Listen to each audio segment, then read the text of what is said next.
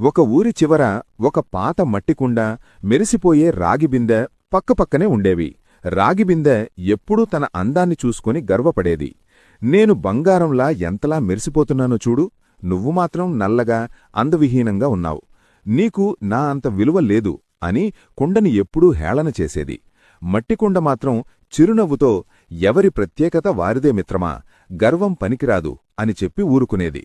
కొన్నాళ్లకు భయంకరమైన ఎండలు అంటే వేసవికాలం వచ్చాయి.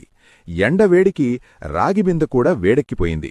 దానిలోని నీళ్లు తాగలేనంత వేడిగా మారాయి.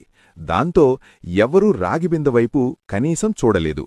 కాని మట్టికుండ మాత్రం తన స్వభావంతో నీటిని చల్లగా ఉంచింది. దాహం వేసిన ప్రతి ఒక్కరూ మట్టికుండ దగ్గరికే వచ్చి ఆనందంగా నీళ్లు తాగారు. అప్పుడు రాగిబిందెకు అర్థమైంది, బయటి మెరుగు కంటే ఇతరులకు చేసే ఉపకారమే గొప్పదని.